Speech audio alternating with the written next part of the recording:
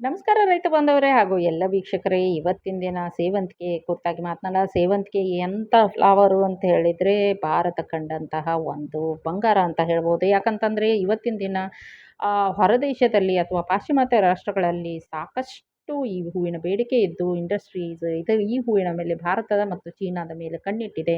ಇಲ್ಲಿಂದ ಎಕ್ಸ್‌ಪೋರ್ಟ್‌ಗಳನ್ನು ಪಡೀತಾ ಇದೆ. ಸಿಕ್ಕಾಪಟ್ಟೆ ಕೋಟಿಗಟ್ಟಲೆ ವ್ಯವಹಾರ ಆಗ್ತಾ ಇದೆ ಅಂತ ಹೇಳಿದರೆ ಅದು ಕ್ರೈಸಾಂಥೆಮಮ್ ಕುರಿತಾಗಿ. ಅದರ ಕುರಿತಾಗಿ ಹೆಚ್ಚಿನ ಮಾಹಿತಿ ಪಡೆಯೋಣ. ಏನಿದೆ, ಯಾವ ಅಂಶದಿಂದ ಈ ಹೂವನ್ನು ಜಾಸ್ತಿ ಖರೀದಿಸ್ತಾ ಇದ್ದಾರೆ, ಎಷ್ಟು ದುಡ್ಡು ಕೊಟ್ಟು ಆದರೂ ಖರೀದಿಸ್ಲಿಕ್ಕೆ ರೆಡಿ ಇದ್ದಾರೆ, ಏನು ಮಾಡ್ತಾ ಇದ್ದಾರೆ, ಮತ್ತು ನಮ್ಮ ಭಾರತವನ್ನೇ ಅದು ಹೇಗೆ ಎಂಟ್ರಿ ಆಗ್ತಾ ಇದೆ ಅಂತಕ್ಕಂಥದ್ದನ್ನು ಎಲ್ಲವನ್ನು ಕ್ಲಿಯರಾಗಿ ನೋಡ್ತಾ ಬರೋಣ. ಬನ್ನಿ ಹಾಗಾದರೆ ಕ್ರೈಸಾಂಥೆಮಮ್ ಅಥವಾ ಸೇವಂತಿಗೆ ಕುರಿತಾಗಿ ಮಾತನಾಡೋಣ. ಮೊದಲನೇದಾಗಿ ಕ್ರೈಸಾಂಥೆಮಮ್ ಅಂತ ಹೇಳಿದರೆ ಲೋಕಲ್ ಆಗಿ ಕ್ರೈಸಾಂಥೆಮಮ್ ಅಂತ ಹೇಳ್ತೀವಿ. ಹಿಂದೀಲಿ ಗುಲ್ದೌಡಿ ಅಂತ ಹೇಳ್ತಾರೆ. ಅದಲ್ಲದೇನೆ ಸಾಕಷ್ಟು ಚೈನಾ, ಯುರೋಪು ಮತ್ತು ಭಾರತದ ಮಧ್ಯದಲ್ಲಿ ಇದು ಬಂದಂತಹ ಒಂದು ಹೂವು. ಇದನ್ನು ಕ್ರೈಸಾಂಥೆಮಮ್ ಸ್ಪೀಸೀಸ್ ಅಂತಲೇ ಹೇಳ್ತೀವಿ. ಕ್ರೈಸಾಂಥೆಮಮ್ ಇಂಡಿಕಮ್, ಕ್ರೈಸಾಂಥೆಮಮ್ ಜಾಪನಿಕಮ್ ಅಂತೆಲ್ಲ ಹೇಳ್ತೀವಿ. ಆ ಥರದ್ದು ಇದಕ್ಕೆ ಹೆಸರಿದೆ ಅಂತಕ್ಕಂಥದ್ದು. ಇನ್ನು ಮಾನವ ಕೃಷಿ ಮಾಡಿದ ಮೊದಲ ಹೂ ಬೆಳೆ ಯಾವುದಾದ್ರೂ ಇದೆ ಅದು ಸೇವಂತಿಗೆ ಅಥವಾ ಕ್ರೈಸಾಂಥೆಮಮ್ ಅಂತ ಹೇಳ್ಬೋದು. ಅಂತ ಹೇಳಿದರೆ ಗೋಲ್ಡನ್ ಅಂತಕ್ಕಂಥದ್ದು. ಆ್ಯಂಥಮ್ಸ್ ಅಂತ ಹೇಳಿದರೆ ಹೂವು, ಅಂದರೆ ಗೋಲ್ಡನ್ ಹೂವು ಯಾವುದು ಅಂತ ಹೇಳಿದರೆ ಅದು ಇದು ಸೇವಂತಿಗೆ ಅಂತಕ್ಕಂಥದ್ದು. ಯಾಕಂದರೆ ಅಷ್ಟು ಬೆಲೆ ಬಾಳುವಂಥ ಹೂವು ಇದು ಅಂತಕ್ಕಂಥ ಒಂದು ಉದ್ದೇಶದಿಂದ ಅದಕ್ಕೆ ಆ ರೀತಿಯಾದಂಥ ಒಂದು ಕ್ರೈಸಾಂಥೆಮಮ್ ಅಂತಕ್ಕಂಥ ಹೆಸರನ್ನು ಇಡಲಾಗಿದೆ. ಇದು ಒಂದು ಪ್ರಮುಖ ವಾಣಿಜ್ಯ ಹೂವು ಅಂತ ಆಗಲೇ ಹೇಳಿದೆ. ಇದನ್ನು ಇಡೀ ಅಂತಾರಾಷ್ಟ್ರೀಯ ಮಟ್ಟದಲ್ಲಿ ಮೊದಲನೇದಾಗಿ ಎಕ್ಸ್‌ಪೋರ್ಟ್ ಆಗ್ತಾ ಇರೋದು ಅಂತ ಹೇಳಿದ್ರೆ ರೋಸ್ ಅಥವಾ ಗುಲಾಬಿ ಹೂ. ಅದ್ರ ಬಗ್ಗೆ ಈಗಾಗಲೇ ನಾನು ಒಂದು ವಿಡಿಯೋದನ್ನು ಮಾಡಿದ್ದೀನಿ. ತಮಗೆ ಬೇಕು ಅಂತ ಹೇಳಿದರೆ ನಾನು ಲಿಂಕನ್ನು ಕೂಡ ಶೇರ್ ಮಾಡ್ತೀನಿ ಅಂತಕ್ಕಂಥದ್ದು. ಅದು ಏನಕ್ಕೆ ಬಳಸ್ತಾ ಇದ್ದಾರೆ ಅಂದರೆ ಜಾಸ್ತಿ ಆಸ್ಥೆಟಿಕ್ಕು ಬಿಟ್ಟರೆ ಒಂದು ಸ್ವಲ್ಪ ಅದರದ್ದು ರೋಸ್ ಆಯಿಲ್‌ಗಾಗಿ ಬಳಸ್ತಾ ಇದ್ದಾರೆ. ಅದೇ ರೀತಿ ಇದನ್ನು ಕೂಡ ಆಸ್ಥೆಟಿಕ್ ಅಂದರೆ ನೋಡೋಕ್ಕೆ ತುಂಬ ಕಣ್ಣಿಗೆ ಮುದ ನೀಡೋದ್ರಿಂದ ಇದನ್ನು ಬಳಸ್ತಾ ಇದ್ದಾರೆ. ಅದ್ರ ಜೊತೆಗೆ ಇದರಲ್ಲಿ 2 ಎಸೆನ್ಷಿಯಲ್ ಆಯಿಲ್ಸ್ ಇದೆ. ಅದಕ್ಕೋಸ್ಕರ ಇದನ್ನು ಬಳಸ್ತಾ ಇದ್ದಾರೆ. ಆ 2 ಎಸೆನ್ಷಿಯಲ್ ಆಯಿಲಿಂದ ಇವತ್ತಿನ ದಿನ ರಾಸಾಯನಿಕ ಕೀಟನಾಶಕ ಇಂಡಸ್ಟ್ರಿ 60ರಿಂದ 70% ಅದ್ರ ಮೇಲೆ ಡಿಪೆಂಡ್ ಇದೆ. ಆ ಹೂವನ್ನು ಸಲಿಕೆ ಮಾಡೋದು ನಾವು ಅಂತ ತಿಳಿದ್ರೆ ಎಷ್ಟು ಹೆಮ್ಮೆ ಅನ್ನಿಸ್ಲಿಕ್ಕೆ ಇಲ್ಲ ಅಲ್ವಾ? ಹಾಗಾದರೆ ಸೇವಂತಿಗೆ ಬೀಡಿ ಹೂಗಳನ್ನು ಮಾಲೆ ಮಾಡಿ ಮಾರ್ತಾರೆ. ಹಾರ ತಯಾರಿಸ್ತಾರೆ ಲೋಕಲ್ ಮಾರ್ಕೆಟಲ್ಲಿ, ಪೂಜೆಗಾಗಿ ಉಪಯೋಗಿಸ್ತೀವಿ ಅಲ್ವಾ? ಅದನ್ನು ಬಿಟ್ಟುಬಿಟ್ಟು ಕೀಟನಾಶಕಗಳ ತಯಾರಿಕೆಗಾಗಿ ಅಂತರ್ರಾಜ್ಯಕ್ಕೆ ಕಳಿಸ್ತೇವೆ. ಅದಲ್ಲದೆ ಆಸ್ಥೆಟಿಕ್ಕು ಅಂದರೆ ಕಣ್ಣಿಗೆ ಮುದ ನೀಡುವಂತಹ ಕಾಂಡ ಸಹಿತ ಕತ್ತರಿಸಿದ ಹೂಗಳನ್ನು ಹೂದಾನಿಗಳಲ್ಲಿ ಅಲಂಕರಿಸಲು, ಪುಷ್ಪಗುಚ್ಛಗಳು ಅಥವಾ ಬುಕ್ಕೆಗಳನ್ನು ತಯಾರಿಸಲು ಕೂಡ ಇದನ್ನು ಬಳಸಲಾಗ್ತದೆ ಅಂತಕ್ಕಂಥದ್ದು. ಹೌದಾ? ಇದನ್ನು ಮರಾಠಿ ಒಂದು ಗೀತಾ ಅಂತ ಏನು ಹೇಳ್ತೀವಿ, ಜ್ಞಾನೇಶ್ವರಿ ಅಂತಕ್ಕಂಥದ್ದು. ಅಲ್ಲಿ ಒಂದು ಕಡೆ ಇದನ್ನು ಏನು ಮಾಡಲಾಗಿದೆ ಅಂತ ಹೇಳಿದರೆ ಉಲ್ಲೇಖ ಇದೆ ಇದರಲ್ಲಿ. ಯಾವಾಗ 1290ರಲ್ಲಿ ಉಲ್ಲೇಖ ಇದೆ. ಅದಕ್ಕಾಗಿ ಇದ್ರ ಹೆಸರು ಬಂದು ಗುಲ್ದೌಡಿ ಅಂತಕ್ಕಂಥದ್ದು. ಫ್ಲವರ್ ಆಫ್ ದೌಡ್ ಅಂತಕ್ಕಂಥದ್ದು. ಏನು ಅಂತ ಹೇಳಿದರೆ ಮುಘಲ್ ಟೈಮಲ್ಲೇ ಇದಕ್ಕೆ ಹೆಚ್ಚಿನ ಒತ್ತು ಹೆಚ್ಚು ಬೆಳೆದ್ರು ಅಂತಕ್ಕಂಥ ಒಂದಿದು. ಇದಲ್ಲದೆ ಇಲ್ಲಿ ಜಾಪಾನಿನ ರಾಷ್ಟ್ರೀಯ ಹೂ ಇದು. ಮತ್ತು ಚೈನಾದಲ್ಲಿ ಕೂಡ ಇದನ್ನು ಬೆಳೀತಾರೆ. ತುಂಬ ಇದಕ್ಕೆ ಬೆಲೆ ಇದೆ. Especially America, United States of America, England ಅಲ್ಲೆಲ್ಲ ಇದಕ್ಕೆ ಸಿಕ್ಕಾಪಟ್ಟೆ ಎಕ್ಸಿಬಿಷನ್ಸ್ ಕಂಡಕ್ಟ್ ಮಾಡ್ತಾರೆ. ಇದರದ್ದು ಹೂವಿನಗಾಗಿ ಇಂಡಸ್ಟ್ರೀಸ್ ಓಪನ್ ಮಾಡಿದ್ದಾರೆ. ತುಂಬ ಇದಕ್ಕೆ ಬೆಲೆ ಇದೆ ಅಂತಕ್ಕಂಥದ್ದು. ಉಪಯೋಗಗಳು ನಾನು ಹೇಳಿದೆ. ಏನು, ಇದನ್ನು ಪಾಟಲ್ಲಿ ಬೆಳೀತಾರೆ, ಗಾರ್ಲ್ಯಾಂಡಿಗಾಗಿ ಯೂಸ್ ಮಾಡ್ತಾರೆ, ಕಟ್ ಫ್ಲವರ್ಸಿಗೆ ಮಾಡ್ತಾರೆ ಅಂಥೇಳಿ. ಮತ್ತು ಅದಲ್ಲದೆ ಈ ವೆರೈಟಿನ ಎಕ್ಸಿಬಿಷನ್ ಪರ್ಪಸ್ ಕೂಡ ಯೂಸ್ ಮಾಡ್ತಾರೆ ಅಂತಕ್ಕಂಥದ್ದನ್ನು ಕೂಡ ಹೇಳಿದೆ. ರೆಕ್ಸ್ ಮಾಡ್ತಾರೆ, ರಿಲಿಜಿಯಸ್ ಆಫರಿಂಗ್ಸ್ ಮಾಡ್ತಾರೆ, ಅಂದರೆ ಧಾರ್ಮಿಕ ಪೂಜೆಗಳಲ್ಲಿ, ತೀರ್ಹೋದಂಥ ಸಂದರ್ಭದಲ್ಲಿ, ಹುಟ್ಟಿನಿಂದ ಸಾಯೋವರೆಗೂ ಎಲ್ಲ ಫಂಕ್ಷನಿಗೂ ಇದನ್ನು ಯೂಸ್ ಮಾಡ್ತಾರೆ ಅಂತಕ್ಕಂಥದ್ದು. ಈ ಏರಿಯಾ ಮತ್ತು ಡಿಸ್ಟ್ರಿಬ್ಯೂಷನ್ ಹೇಗಿದೆ ಅಂತ ಹೇಳಿದರೆ ನಮ್ಮ ಭಾರತದಲ್ಲಿ ಇದನ್ನು ತಮಿಳುನಾಡು, ಕರ್ನಾಟಕ, ಮಹಾರಾಷ್ಟ್ರ ಮತ್ತು ಇತರೆ ರಾಜ್ಯಗಳಲ್ಲಿ ಬೆಳೀತಾರೆ. ಅದೇ ರೀತಿ ಇದನ್ನು ಏನಂದರೆ ಗುಲ್ದೌಡಿ ಬೆಲ್ಟ್ ಅಂತ ಹೇಳ್ತಾರೆ, ಚಂದ್ರಮುಖಿ ಬೆಲ್ಟು, ಆ ಥರ ತುಂಬ ಬೆಲ್ಟ್ಗಳಿದೆ. ಇನ್ನು ಅಂತಾರಾಷ್ಟ್ರೀಯ ಮಟ್ಟದಲ್ಲಿ ಕೊಲಂಬೋ, ಸ್ಪೇನು, ಜರ್ಮನಿ, USA ಇದರ ಬೇಡಿಕೆನೂ ಇದೆ, ಬೆಳೀತಾನೂ ಇದ್ದಾರೆ ಅಂತ ಹೇಳ್ತಾ, ಈ ಬೊಟಾನಿಕಲ್ ಡಿಸ್ಕ್ರಿಪ್ಷನ್ ಬಂದು ಇದು ಎಸ್ಟ್ರೇಷಿಯಾ ಫ್ಯಾಮಿಲಿ. ತುಂಬ ಅಂದರೆ ಎತ್ತರಕ್ಕೂ ಬೆಳೀತದೆ. ಇದನ್ನು ನಮ್ಗೆ ಎತ್ತರಕ್ಕೆ ಬೇಕಂದರೆ ಎತ್ತರಕ್ಕೆ ಬೆಳಿಬೋದು. ಅಗಲಕ್ಕೆ ಸ್ಪ್ರೆಡ್ ಮಾಡೋಕ್ಕೆ ಬೇಕು ಅಂದರೆ ಸ್ಪ್ರೆಡ್ ಮಾಡ್ಕೊಳ್ಳೋ ಥರ ಬೆಳ್ಕೊಂಡ್ರೆ ತುಂಬ ಒಳ್ಳೆಯದು. ಅದು ನಮ್ಮ ಬೇಡಿಕೆ ಅನುಗುಣವಾಗಿ. ಮತ್ತು ಇನ್ನು ಕಲರ್ ಕೂಡ ಅಷ್ಟೇ, ತುಂಬ ಡಿಫ್ರೆಂಟ್ ಕಲರ್ಸಲ್ಲಿ ವೈಟಿಂದ ಹಿಡಿದು ಡಾರ್ಕ್ ಬ್ಲ್ಯಾಕ್ವರೆಗೂ ತುಂಬ ಡಿಫ್ರೆಂಟ್ ಕಲರ್ಸಲ್ಲಿ ಇದು ಬರುತ್ತೆ. ನೋಡ್ತಾ ಇದ್ರೆ ಹಾಗೆ ನೋಡ್ತಾ ಇರಬೇಕು ಅಂತಕ್ಕಂಥ ಒಂದು ಒಳ್ಳೆಯ ಈ ಒಂದು ತುಂಬ ಚೆನ್ನಾಗಿರ್ತಕ್ಕಂಥದ್ದು. ಇನ್ನು ಕ್ಲೈಮೇಟು ಮತ್ತು ಮಣ್ಣು ಯಾವ ರೀತಿ ಇರಬೇಕು ಅಂತಕ್ಕಂಥದ್ದು, ಸೇವಂತಿಗೆಗೆ 6ರಿಂದ 7 pH ಇರಬೇಕಾಗ್ತದೆ. ಚೆನ್ನಾಗಿ ನೀರು ಬಸಿದು ಹೋಗುವಂಥ ಫಲವತ್ತಾದ ಮರಳು ಮಿಶ್ರಿತ ಗೋಡು ಮಣ್ಣಲ್ಲಿ ಇದನ್ನ ಬೆಳೀತಾಗ್ತದೆ. ನೀರು ನಿಲ್ಲುವ ಜಾಗ ಇದಕ್ಕೆ ಸೂಟೇಬಲ್ ಅಲ್ಲ. ಅಂದರೆ ನೀರು ನಿಂತ್ಕೊಳ್ಬಾರ್ದು. ಆಮೇಲೆ ಹಗಲು ಹೊತ್ತು ದೀರ್ಘಕಾಲದ ದಿನಗಳಾಗಿರಬೇಕು.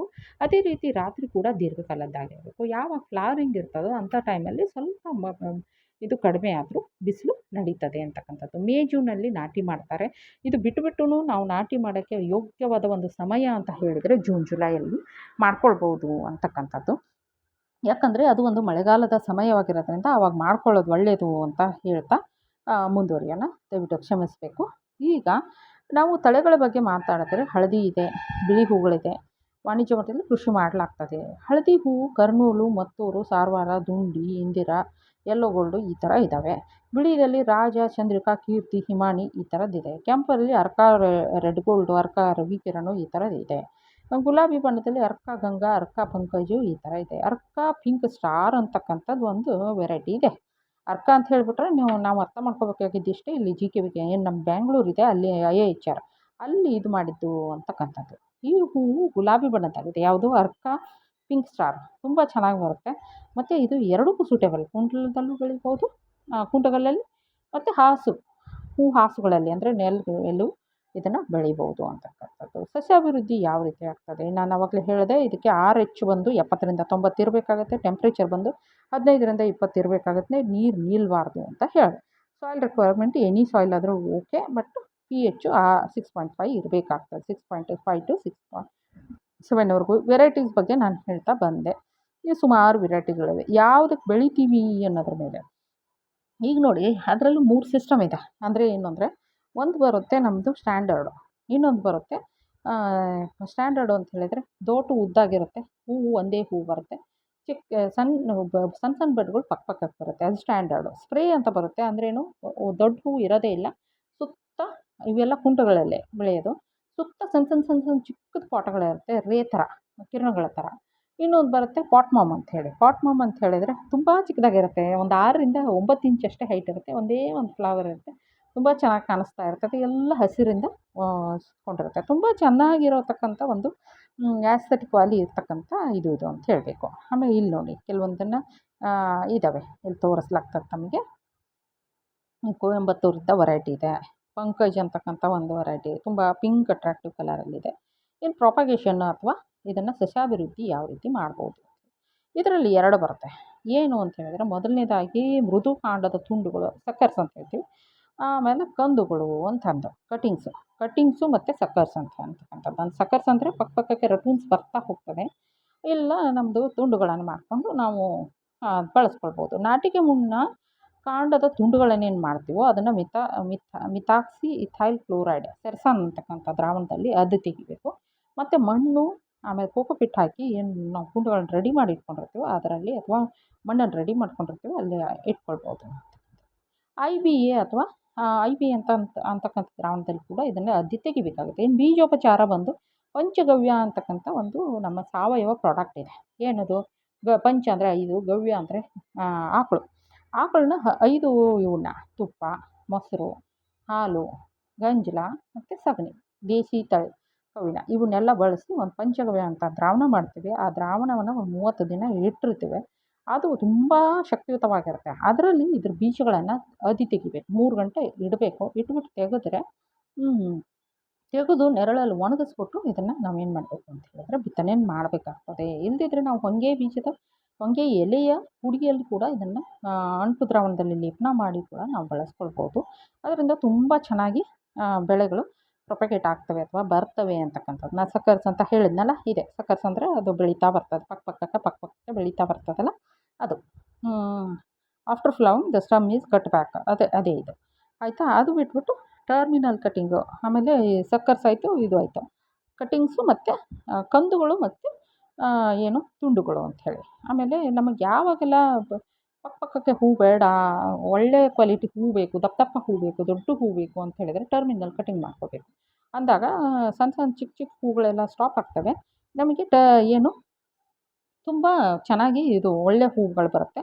ಅದಾದ ನಂತರ ಬಂಚು ಕೂಡ ಒಡೆಯುತ್ತೆ. ಪಡ್ಲು ಹೊಡೆಯೋದು ಅಂತ ಹೇಳ್ತೀವಿ. ಅಗಲವಾಗಿ ಪಡ್ಲು ಹೊಡೆದು ಭೂಮಿ ತುಂಬ ಸ್ಪ್ರೆಡ್ ಆಗ್ತಾ ಬರ್ತವೆ. ಇದು ಬಿಟ್ಟುಬಿಟ್ಟು ಎತ್ತರ ಕಡಿಮೆ ಆಗ್ತದೆ ಇದರಿಂದ ಅಂತಕ್ಕಂಥದ್ದು. ನಾವು ನ್ಯೂಟ್ರಿಯೆಂಟ್ ಕೂಡ ಮ್ಯಾನೇಜ್ ಮಾಡ್ಬೋದು, ನೀರು ಕೂಡ ಮ್ಯಾನೇಜ್ ಆಗ್ತದೆ ಅಂತ. ಇರಿಗೇಷನ್ ಯಾವಾಗ ಕೊಡಬೇಕು ಅಂದರೆ 4ರಿಂದ 5 ದಿನಕ್ಕೆ ಒಂದೊಂದು ಸಾರಿ ಕೊಡ್ತಾ ಬರಬೇಕು. ಬಟ್ ಓನ್ಲಿ ಪ್ರಾಬ್ಲಮ್ ಇಲ್ಲಿ ಅಂದರೆ ನೀರು ನಿಲ್ಲಿಸೋ ಹಾಗಿಲ್ಲ. ಮತ್ತು ನಾವೇನು ಮಾಡಬೇಕು, ನೀವು ಇದಕ್ಕೆ ಹಾಕಿದ್ರೆ ಸ್ಪ್ರಿಂಕ್ಲರ್ ಒಳ್ಳೆ ಸೂಟೇಬಲ್ ಹೇಳಿ ಮಾಡಿಸಿದಂಥದ್ದು. ವೀಡ್ ಮ್ಯಾನೇಜ್ಮೆಂಟ್ ಏನಂದರೆ ಆ ಕಸಗಳು ತುಂಬ ಬರ್ತಾ ಇರ್ತವೆ, ಕಳೆಗಳು. ಅವನ್ನ 2-3 ಪಿಕ್ಕಿಂಗು ಮಾಡಬೇಕು. ಅಥವಾ ಜಮೀನಿನ ಅನುಸಾರ ಅಲ್ಲಿ ತುಂಬ ಕಸ ಕಡ್ಡಿಗಳಿದ್ದರೆ ಸ್ವಲ್ಪ ಜಾಸ್ತಿ 1 ವರ್ಷಕ್ಕೆ ಮಾಡಬೇಕಾಗ್ತದೆ. ಇದನ್ನು ಒಂದು ಸಾರಿ ಹಾಕಿಬಿಟ್ರೆ ಹಾಗೆ ಕಟಿಂಗ್ಸ್ ಬರ್ತಾ ಹೋಗ್ತದೆ, ಅದನ್ನು ನಾವು ಬಳಸ್ತಾ ಬರ್ಬೋದು ಅಂತ. ಹಾರ್ವೆಸ್ಟಿಂಗ್ ಹೆಂಗೆ ಮಾಡಬೇಕು ಅಂತಂದರೆ ಒಂದು 3ರಿಂದ 4 ತಿಂಗಳು, ಹಚ್ಚಿದ 3ರಿಂದ 4 ತಿಂಗಳಿಂದ ಕಟಿಂಗ್ಸ್ ಬರ್ತಾ ಹೋಗುತ್ತೆ. ನಾವು ಕಟಿಂಗ್ಸ್ ಮಾಡ್ತಾ ಬರ್ಬೋದು. ಹೆಚ್ಚು ಕಡಿಮೆ ಹೇಳಬೇಕು ಅಂತ ಹೇಳಿದ್ರೆ 1 ವರ್ಷಕ್ಕೆ ಒಂದು 10ರಿಂದ 15 ಟನ್ ಹೂವುಗಳು ಬರ್ತವೆ ಆ್ಯಾವ್ರೇಜು. ಅದಕ್ಕಿಂತನೂ ಜಾಸ್ತಿ ಬರ್ಬೋದು. ನಾವು ಅದನ್ನು ಯಾವ ರೀತಿ ಹಾರ್ವೆಸ್ಟಿಂಗ್ ಮಾಡ್ತಾಯಿದ್ದೀವಿ, ಯಾವ ಪರ್ಪಸ್ ಹಾರ್ವೆಸ್ಟಿಂಗ್ ಮಾಡ್ತಾಯಿದ್ದೀವಿ ಅಂತಕ್ಕಂಥದ್ದು. ಇನ್ನು ಪೋಸ್ಟ್ ಹಾರ್ವೆಸ್ಟ್ ಆ್ಯಕ್ಟಿವಿಟೀಸ್ ಇದೆ. ಇದನ್ನು ಮಾಡಾದಮೇಲೆ ನಾವು ಅದನ್ನು ಏನು ಮಾಡಬೇಕು, ಗಣಿ ಬ್ಯಾಗ್ಸಲ್ಲಿ ಒಳ್ಳೆ ಹಸಿಯಾದ ಗಣಿ ಬ್ಯಾಗ್ಸಲ್ಲಿ ಇಟ್ಕೊಂಡು ಅದನ್ನು ತುಂಬ ಏನು ಅಂತಂದರೆ ಡೆಲಿಕೇಟಾಗಿ ಹ್ಯಾಂಡಲ್ ಮಾಡಿಬಿಟ್ಟು ಇದು ಮಾಡ್ಕೋಬೇಕು. ಇನ್ನು ನಾವು ಎಕ್ಸ್ಪೋರ್ಟ್ ಮಾಡ್ತೀವಿ ಅಂತ ಹೇಳಿದ್ರೆ ಅದಕ್ಕೊಂದು ಸ್ಟ್ಯಾಂಡರ್ಡ್ ಇದೆ. ಇಷ್ಟೇ ಹೈಟ್ ಇರಬೇಕು, ಡೇಟು, ಹೂವಿನ ಅಗಲ ಇಷ್ಟೇ ಇರಬೇಕು, ಅದೇನು ಡಯಾಮೀಟರ್ ಅಂತ ಹೇಳ್ತೀವಿ, ಹೂವು ಇದೇ ಬಣ್ಣದ್ದಾಗಿರಬೇಕು, ಹೀಗೆ ಇರಬೇಕು, ಪ್ಯಾಕೇಜಿಂಗ್ ಹೀಗೆ ಇರಬೇಕು, ಪ್ರತಿಯೊಂದು ಸ್ಪೆಸಿಫಿಕೇಷನ್ ಇದೆ. ಆ ಸ್ಪೆಸಿಫಿಕೇಷನ್ ಮೇಲೆ ರೈತರು ಇವತ್ತಿನ ದಿನ ಬೆಳೀತಾನೂ ಇದ್ದಾರೆ, ಪ್ಯಾಕಿಂಗ್ ಮಾಡಿ ಕಳಿಸ್ತಾನೂ ಇದ್ದಾರೆ.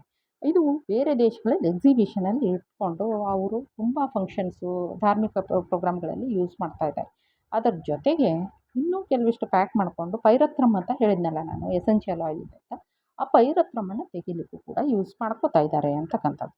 ಈ ಪೈರತ್ರಮನ್ನು ತೆಗೆದುಬಿಟ್ರೆ ಅದು ಎಸೆನ್ಷಿಯಲ್ ಆಯಿಲು ಹಾಗೆ ನಾವು ಈ ಶೇಂಗಾ ಗಾಣದೆಣ್ಣೆ ಆ ರೀತಿ ತೆಗೆಯೋದಲ್ಲ, ಅದು ಡಿಸ್ಟಿಲೇಷನ್ ಪ್ರಾಸೆಸ್ ಅಂತ ತುಂಬ ಅದು ರೋಸ್ ಬಗ್ಗೆ ತಿಳಿಸಿದಾಗ ತಿಳಿಸಿದ್ದೀನಿ ನೋಡಿ. ಆ ರೀತಿಯಾಗಿ ಅದನ್ನು ಡಿಸ್ಟಿಲೇಷನ್ ಮಾಡ್ಕೋತಾರೆ. ಅದು ಒಂದು ಕಡೆ ಕ್ಯಾಚ್ ಆಗುತ್ತೆ.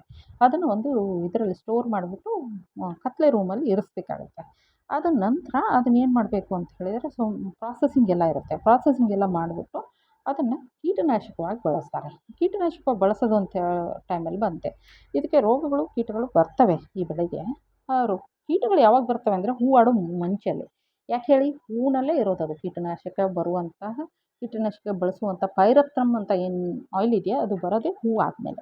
ಹೂವು ಆಗೋ ಬಿಫೋರು ಕೆಲವು ಕೀಟಗಳು ಬರ್ತವೆ ಇಲ್ಲಿ. ಅದೇನು ತುಂಬ ಇಂಪಾರ್ಟೆಂಟ್ ಏನಲ್ಲ. ನಾವು ಬ್ರಹ್ಮಾಸ್ತ್ರನೋ ಅಥವಾ ನೀಮಾಸ್ತ್ರ ಬಳಸಿ ಕಂಟ್ರೋಲ್ ಮಾಡ್ಕೊಳ್ಬೋದು. ಯಾಕಂದರೆ ಇದರಲ್ಲಿ ಕೀಟನಾಶಕ ಇರೋದರಿಂದ ಅಷ್ಟೊಂದು ಕೀಟಗಳು ಬರಲಿಕ್ಕಿಲ್ಲ. ಬಟ್ 1-2 ರೋಗಗಳು ಬರ್ತವೆ. ಅವೆಲ್ಲ ಶಿಲೀಂಧ್ರ ರೋಗಗಳು, ಮತ್ತೊಂದು ಸ್ವಲ್ಪ ಬ್ಯಾಕ್ಟೀರಿಯಾ ರೋಗಗಳು ಬರ್ತವೆ. ಅದನ್ನು ನಾವು ಆರಾಮಾಗಿ ಮ್ಯಾಂಕೋಜೆಬ್ಬು ಆ ಥರದ್ದು ಕೆಮಿಕಲ್ಗಳಿಂದ ಕಂಟ್ರೋಲ್ ಮಾಡ್ಬೋದು ಅಂತಕ್ಕಂಥದ್ದು. ವೆರೈಟಿ ಬಗ್ಗೆ ಆಲ್ರೆಡಿ ಮಾತಾಡಿದ್ದೀವಿ. ಇರಿಗೇಷನ್ ಬಗ್ಗೆ ಮಾತಾಡಿದ್ವಿ. 8ರಿಂದ 9 ಲೀಟ್ರ್ ನೀರು ಬೇಕು 1 ಸ್ಕ್ವೇರ್ ಮೀಟರ್ಗೆ ಅಂತಕ್ಕಂಥದ್ದು. ಗ್ರೋತ್ ರೆಗ್ಯುಲೇಟರ್ ಹಾಕ್ಬೇಕು. ಪಿಂಚಿಂಗು ಅದೇ ಹೇಳಿದ್ನಲ್ಲ, ಪಿಂಚಿಂಗು ಅನ್ವಾಂಟೆಡ್ ಟೈಮಲ್ಲಿ ನಾವು ಚೂಟ್ಕೊಂಡ್ರೆ ಗಿಡಗಳು ಅಗಲವಾಗ್ತದೆ. ಮತ್ತು ಡಿಸ್ಬಡ್ಡಿಂಗು ಅಂದರೆ ಕೆಲವೊಂದು ಬಡ್ಡುಗಳನ್ನು, ಮೊಗ್ಗುಗಳನ್ನು ಚೂಟಬೇಕಾಗುತ್ತೆ ಕೆಲವೊಮ್ಮೆ. ಯಾಕಂದರೆ ಒಳ್ಳೆ ಕ್ವಾಲಿಟಿ ಹೂಗಳನ್ನು ತೆಕ್ಕೊಳ್ಳೋಕ್ಕೆ ಅಂತದ್ದು. ಲೈಟ್ ರಿಕ್ವೈರ್ಮೆಂಟು ತುಂಬ ಚೆನ್ನಾಗಿ ಲೈಟ್ ಬೇಕಾಗ್ತದೆ. ಯಾವ್ಯಾವ ಟೈಮಲ್ಲಿ ಎಷ್ಟೆಷ್ಟು ಲೈಟ್ ಬೇಕು ಇಲ್ಲಿದೆ. ನಮ್ಮ ಏರಿಯಾಕ್ಕೆ ಹೇಳಿ ಮಾಡಿಸಿದಂಥದ್ದು, ಭಾರತ ಅಥವಾ ಕರ್ನಾಟಕಕ್ಕೆ ಹೇಳಿ ಮಾಡಿಸಿದಂಥದ್ದು. ಒಳ್ಳೆಯ ರೀತಿಯಲ್ಲಿ ಎಲ್ಲ ಬೆಳೀರಿ, ಬೆಳೆದುಕೊಂಡು ಹೊರದೇಶಕ್ಕೂ ಕಳಿಸಿ, ನಾವು ಅದನ್ನು ಬಳಸ್ಕೊಳ್ಳೋಣ ಅಂತ ಹೇಳ್ತಾ, ಏನು ಅಂತ ಹೇಳಿದರೆ ಇಲ್ಲಿ ತುಂಬ ಇದೆಲ್ಲ ಮಾತಾಡಿದೆ ನಾನು. ಡಿಸಕ್ಕರಿಂಗು ಬೇಡ ಅಂದಾಗ ತಕ್ಕೊಳ್ಬೇಕು. ಪೆಸ್ಟ್ಗಳು ಯಾವುವು ಅಂದರೆ ಆ್ಯಫಿಡ್ಸು, ಮೈಟ್ಸು ಇವೆಲ್ಲ ರಸ ಹೀರೋ ಕೀಟಗಳು. ಅದು ಯಾವಾಗ ಬರುತ್ತೆ ಅಂದರೆ ಹೂವಾಡೋ ಬಿಫೋರಲ್ಲಿ ಬರುತ್ತೆ. ಅವನ್ನ ನಾವು ಬ್ರಹ್ಮಾಸ್ತ್ರದಿಂದನ ಅಥವಾ ನೀಮಾಸ್ತ್ರದಿಂದ ಕಂಟ್ರೋಲ್ ಮಾಡ್ಬೋದು ಅಂಥೇಳಿ. ಕೆಲವೊಂದು ರೋಗಗಳು ಬರ್ತದೆ ಅಂತ ಹೇಳಿದ್ನಲ್ಲ, ಅದೇ ರೂಟ್ ರಾಟ್ ಅಂತ ಬರ್ತದೆ ಅಲ್ಲಿ. ಮತ್ತು ವಿಲ್ಟು ಬರುತ್ತೆ. ವಿಲ್ಟ್ ಅಂತ ಹೇಳಿದ್ರೆ ಒಣಗೋ ರೋಗ ನೀರು ಕಡಿಮೆ ಆದಂಥ ಒಂದು ಸಂದರ್ಭದಲ್ಲೂ ಬರುತ್ತೆ. ಕೆಲವೊಮ್ಮೆ ಮಣ್ಣಿನಿಂದ ಇದಾಗಿರುತ್ತೆ. ಅದಕ್ಕೆ ಕಾರ್ಬನ್ ಡೈಆಕ್ಸೈಡ್ನಿಂದ ಮೊದಲು ಮಣ್ಣನ್ನೇ ಚೆನ್ನಾಗಿ ಇದು ಮಾಡಬೇಕು. ಈ ರೀತಿ ಇದು ಬರುತ್ತೆ ಪೌಡ್ರ್ ಮಿಲ್ಡ್ಯೂ, ಅದನ್ನು ಕೂಡ ನಾವು ಕಂಟ್ರೋಲ್ ಮಾಡ್ಬೋದು. ಈ ರೀತಿ ರೇಗಳು ಒಣಗುತ್ತೆ, ಹೂವಿನ ಒಂದು ಎಳೆಗಳು ಒಣಗುತ್ತೆ, ಅದನ್ನು ಕೂಡ ನಾವು ಆರಾಮಾಗಿ ಕಂಟ್ರೋಲ್ ಮಾಡ್ಬೋದು ಅಂತ ಹೇಳ್ತಾ, ಏನು ಅಂತಂದರೆ ಇದನ್ನು ಬೆಳೆಯೋದ್ರಿಂದ ನಾವು ಅಂತಾರಾಷ್ಟ್ರೀಯ ಮಟ್ಟದಲ್ಲಿ ಬೆಳಿಬೋದು ರೈತರೇ. ಆದ್ದರಿಂದ ಎಲ್ಲ ರೈತ ಬಾಂಧವರು ಇದರಲ್ಲಿ ಆಸಕ್ತಿಯನ್ನು ತೆಕ್ಕೊಂಡು ಇದನ್ನು ಬೆಳೆಯೋದರಲ್ಲಿ ಒಂದು ಸದುಪಯೋಗವನ್ನು ಪಡಿಸ್ಕೊಳ್ಳಿ ಅಂತ ತಿಳಿಸ್ತಾ, ಇವತ್ತಿನ ಟ್ಯಾಗ್ಲೈನ್ ಬಂದು, ದೌರ್ಬಲ್ಯಕ್ಕೆ ಪರಿಹಾರವೆಂದರೆ ದೌರ್ಬಲ್ಯದ ಬಗ್ಗೆ ಚಿಂತಿಸುವುದಲ್ಲ, ದೌರ್ಬಲ್ಯದ ದೌರ್ಬಲ್ಯಕ್ಕೆ ಪರಿಹಾರ ಅಂದರೆ ದೌರ್ಬಲ್ಯದ ಬಗ್ಗೆ ಚಿಂತಿಸೋದಲ್ಲ, ಬದಲಾಗಿ ಶಕ್ತಿಯ ಬಗ್ಗೆ ಯೋಚಿಸುವುದು. ಅಂದರೆ ನಮ್ಮ ಹತ್ರ ಎರಡೂ ಇರ್ತದೆ, positive think, negative think. Only negative think ಬಗ್ಗೆ ವಿಚಾರ ಮಾಡೋ ಬದಲು ನಮ್ಮ ಹತ್ರ ಏನಿದೆಯೋ ಅದ್ರ ಬಗ್ಗೆ ವಿಚಾರ ಮಾಡಿ ಅದನ್ನು ವೃದ್ಧಿಸ್ಕೊಂಡು ನಮ್ಮ ವ್ಯಕ್ತಿತ್ವವನ್ನು ಬೆಳೆಸ್ಕೊಂಡು ನಾವು ಮುಂದೆ ಹೋಗಬೇಕು ಅಂತ ತಿಳಿಸ್ತಾ ಸರ್ವೇ ಜನ ಸುಖಿನೋ ಭವಂತು.